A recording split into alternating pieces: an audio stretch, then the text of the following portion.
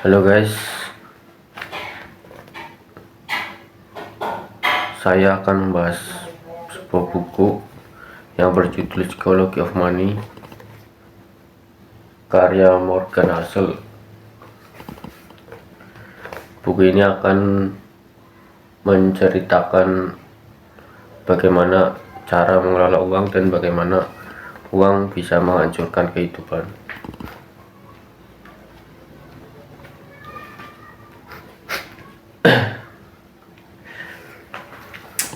Saya akan mulai membahas buku ini dari bagian yang paling awal.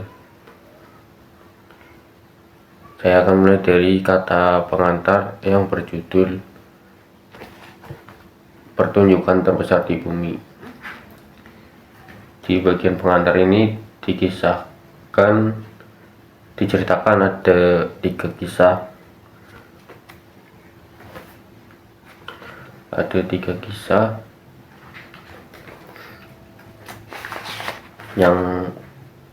kisah yang pertama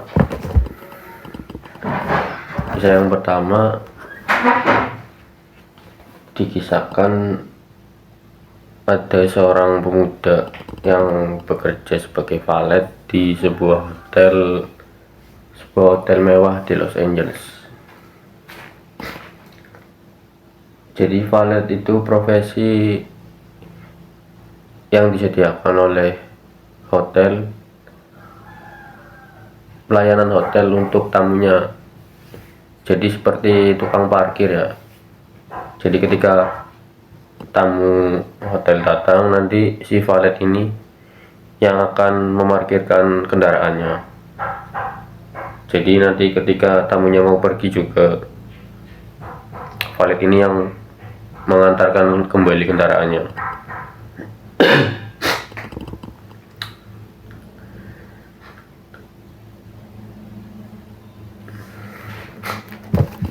Jadi diceritakan si pemuda yang bekerja sebagai valet ini di sebuah hotel. Jadi di hotel itu ada sebuah tamu langganan. Tamu langganan itu ketika datang ke hotel, dia selalu membawa uang sekepok yang bernilai $100 per lembarnya. Itu $100 sekepok. Mungkin kalau diukur tuh tebalnya kira-kira sebuku ini lah, tapi isinya uang semua. Jadi ketika datang, dia selalu menunjukkan uangnya kepada siapapun yang ingin melihatnya dan juga yang tidak ingin melihatnya. Intinya suka pamer lah. Satu ketika si tamu ini yang uangnya banyak ini, dia itu bekerja sebagai eksekutif sebuah perusahaan IT lah. Perusahaan IT sebagai eksekutif ya, karirnya cukup bagus lah, bisa dikatakan orang yang sukses.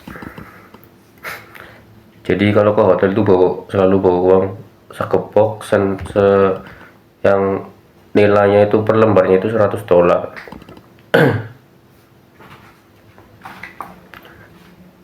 Jadi suatu hari ketika dia datang ke hotel, dia memberikan beberapa ribu dolar kepada teman pemuda ini yang bekerja sebagai valet. Dia memberikan uang beberapa ribu dolar dan disuruh untuk ditukarkan ke toko emas, ditukarkan sebuah emas yang ditukarkan koin emas senilai $1.000 per koin. Jadi kasih uang beberapa ribu dolar, terus suruh nih tukarin uang saya beberapa koin emas yang senilainya $1.000.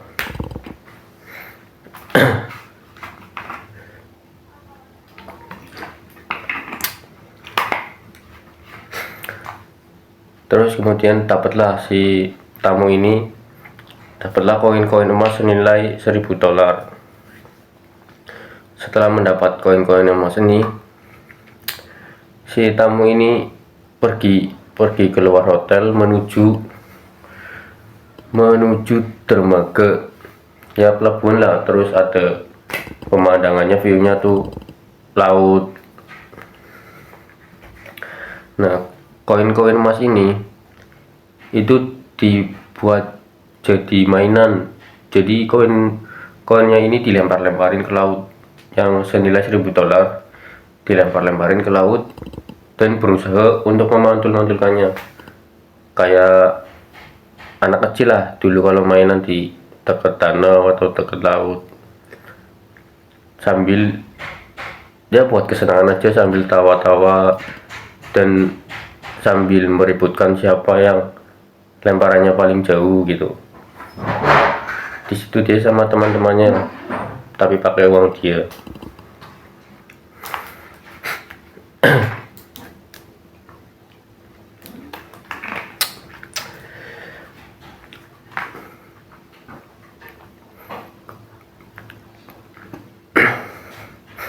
Nah, beberapa waktu kemudian si tamu hotel ini yang sudah langganan itu datang ke hotel lagi. Kemudian tak kenapa dia itu merusak sebuah lampu restoran di hotel tersebut, dan disamperin lah sama manajer hotel.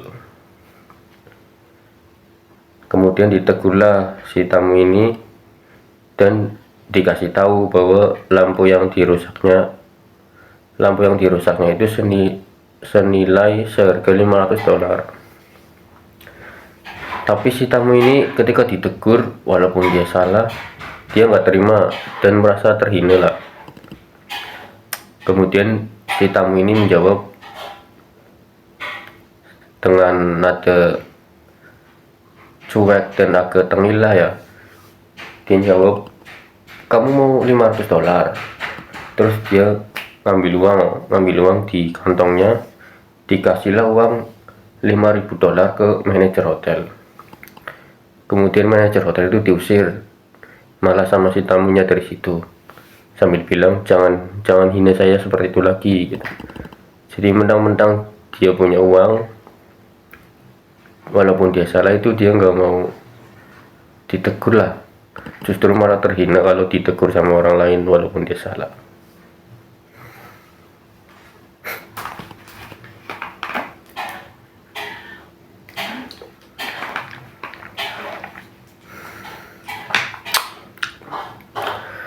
Mungkin bagi teman-teman sekalian ada yang bertanya, berapa lama sih si tamu yang sombong ini ya, yang suka pamer ini, punya kelakuan seperti itu tuh bisa bertahan berapa lama.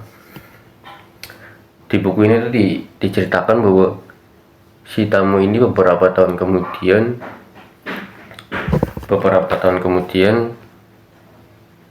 entah kenapa bangkrut,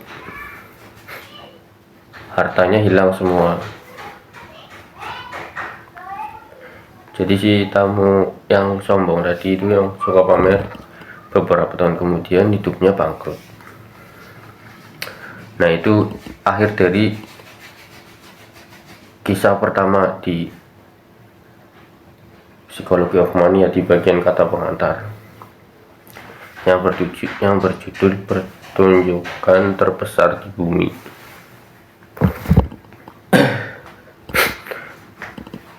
Nah, lanjut ke kisah kedua. Di kisah kedua ada seorang pria bernama Ronald James Reed. Pria itu meninggal di tahun 2014 ketika berumur 92 tahun. Jadi semasa hidupnya dia hanya berpendidikan sampai SMA. Itu pun ketika dia ingin berangkat ke sekolah, dia harus mencari tumpangan kepada orang lain ya, jadi cari nebeng lah, ikut supaya bisa sampai ke sekolah. Setelah bersekolah, lulus hanya sampai SMA, dia bekerja sebagai montir selama beberapa tahun lah, lama. Terus bekerja sebagai OB kira-kira 17 tahun. Jadi dia orang yang biasa-biasa aja lah. Terus jadi ketika umur 50 dia ditinggalkan oleh istrinya. Jadi dia hidup sendirian tanpa anak, tapi dia ngasuh anak, jadi punya anak tiri. Dia tinggal di rumah yang kira-kira tuh rumahnya ya sebesar berisikan sekitar 2 kamar lah, kira-kira rumah yang besarnya berisi sekitar 2 kamar. Nah, yang menarik di buku ini tuh ketika si Ronald meninggal di umur 92 tahun pada tahun 2014, meninggalnya dia itu diberitakan oleh media internasional karena ketika dia meninggal, dia menuliskan surat wasiat bahwa dia memiliki harta sekitar 8 juta dolar. Kalau dirupiahkan dengan harga dolar sekarang itu nolnya banyak sekali. Jadi ditulis diwasiatkan 2 juta dolar untuk anak tiri-tirinya, untuk anak-anak tirinya 2 juta dolar, terus 6 juta dolar disumbangkan ke perpustakaan dan rumah sakit setempat. Orang-orang yang kenal sama Ronald ini pada kaget ya, karena pekerjaan dia bukan pekerjaan yang mewah lah, malah justru pekerjaan yang diremehkan di mata sosial ya, kayak seperti OB, montir mobil. Jadi orang-orang yang mengenalnya tuh kaget kenapa dia punya harta sebanyak itu. Nah, di buku ini diceritakan bahwa dia nggak ada rahasia lah untuk punya harta sebanyak itu, karena yang dia lakukan selama hidupnya, dia selalu menabung berapapun yang bisa dia tabung dan diinvestasikan ke saham blue chip sampai dia meninggal. Jadi tabungannya itu tidak tersentuh sama sekali lah.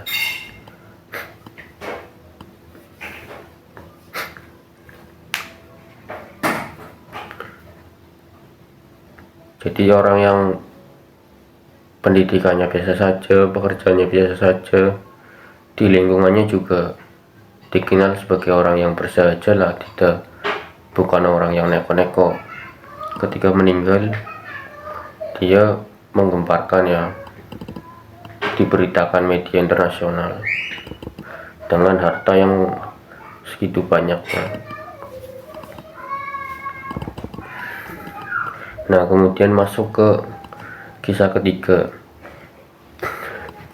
Di kisah ketiga, di tahun 2014 saat Ronald meninggal, beberapa bulan kemudian tuh ada seorang pria bernama Richard.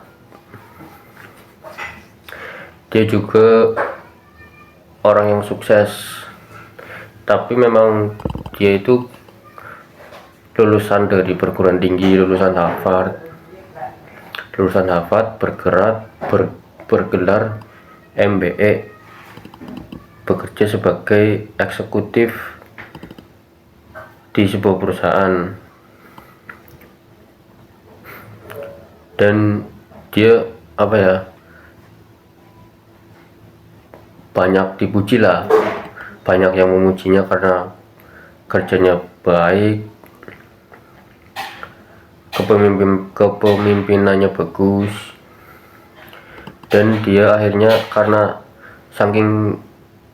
karena sudah sukses, merasa sudah sukses, hartanya sudah banyak, dia memutuskan untuk pensiun di umur 40-an. Namun kisah si Richard ini sama seperti kisah pertama ya, seperti si pria pelempar koin. Jadi tiba-tiba hartanya bangkrut.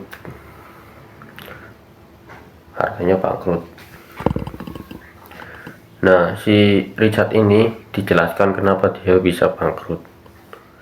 Jadi pada tahun 2000-an, dia meminjam uang untuk memperluas rumahnya 1600 meter persegi untuk dijadikan 11 kamar mandi, 2 lift, 7 garasi, dan 2 kolam renang. Itu buat memperluas rumah yang kedua. Jadi dia punya 2 rumah. Nah, dia minjem uang tuh untuk memperluas rumah yang kedua. Pada tahun 2000 dia meminjam uang. Karena privilege dia seorang eksekutif perusahaan, jadi dia bisa pinjam uang lah dengan nilai yang banyak. Kemudian di tahun 2008 krisis keuangan terjadi di dunia, dan dampaknya sampai ke Richard. Krisis keuangan terjadi sampai ke Richard. Jadi rumah yang sudah di rehab dan sudah diperluas seluas 1600 persegi itu masuk lelang karena dia tidak mampu untuk membayar hutang-hutangnya. Karena rumah ini aja untuk biaya pemeliharaan per bulan, rumah ini yang direhab 1600 meter persegi, biaya pemeliharaan bulanannya itu sekitar $90.000. Itu berapa miliar lah gitu, miliaran lah intinya. Jadi dalam sebulan untuk rumahnya saja itu harus mengeluarkan biaya miliaran untuk pemeliharaan.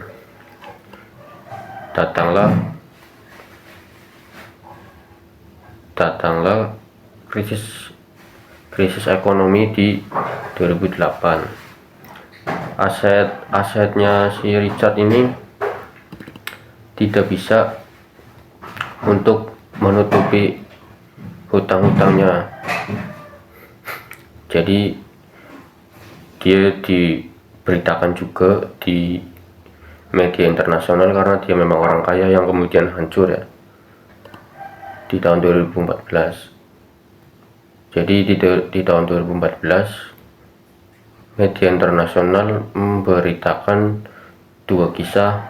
Yang satu, Ronald dengan harta yang diwariskan, dan yang satu, Richard ini yang tadinya menjadi pengusaha, menjadi seorang yang sukses karirnya, kemudian bangkrut dan rumahnya dijual masuk lelang dengan harga lelang. Nah, yang ingin disampaikan begini tuh, mungkin ada teman-teman yang berpikiran supaya meniru hidup seperti Ronald, meskipun bukan itu yang ingin disampaikan di buku ini. Cuman ya bagus juga lah kalau misal hidup seperti Ronald, jadi nabung terus berinvestasi di saham blue chip ya. Yang ingin disampaikan buku ini tuh, hal-hal seperti ini tuh hanya bisa terjadi di bidang keuangan. Jadi seorang seperti Ronald yang tidak berpendidikan tinggi, kemudian bekerja sebagai montir, bekerja sebagai OB, ya pekerjaan-pekerjaan yang dianggap remeh lah, mampu mengalahkan orang-orang seperti Richard di bidang keuangan. Ya, mampu mengalahkan orang seperti Richard yang bekerja sebagai eksekutif, lulusan perguruan tinggi. Karena hal-hal ini tuh hanya bisa terjadi di bidang keuangan. Jadi yang membedakan di buku ini, di kisah-kisah tadi, yang membedakan dua kisah tadi adalah kalau Ronald itu dia sabar, Richard itu tamak. Jadi dia udah kaya tapi terus mentang-mentang dia kaya itu mungkin merasa hidupnya nyaman ya, bakal seperti itu terus. Akhirnya dia meminjam uang yang kelewatan batas yang akhirnya tidak bisa mengembalikannya lagi. Jadi buku ini ingin menyampaikan bahwa hal tersebut itu, hal seperti tadi itu hanya bisa terjadi di bidang keuangan. Karena kalau di bidang lain seperti kayak kedokteran kan nggak mungkin lah, kayak misal orang-orang seperti Ronald yang tidak berpendidikan terus bisa mengalahkan seorang dokter dalam operasi misal transplantasi. Kayak misal Ronald melakukan transplantasi jantung lebih baik dari seorang dokter, itu kan gak mungkin ya, karena dia tidak berpendidikan tinggi. Tapi di bidang keuangan itu semua bisa terjadi, semua bisa masuk akal. Jadi tidak ada batasan dalam bidang keuangan kalau orang yang berpendidikan tinggi, memiliki pekerjaan yang baik, memiliki gaji yang besar, itu nantinya akan bakal lebih baik dari orang-orang yang tidak berpendidikan tinggi atau yang bekerja biasa-biasa saja lah. Jadi itu saja dari bagian pertama ya, kata pengantar yang berjudul Pertunjukan Terbesar di Bumi. Terima kasih sudah mendengarkan sampai akhir.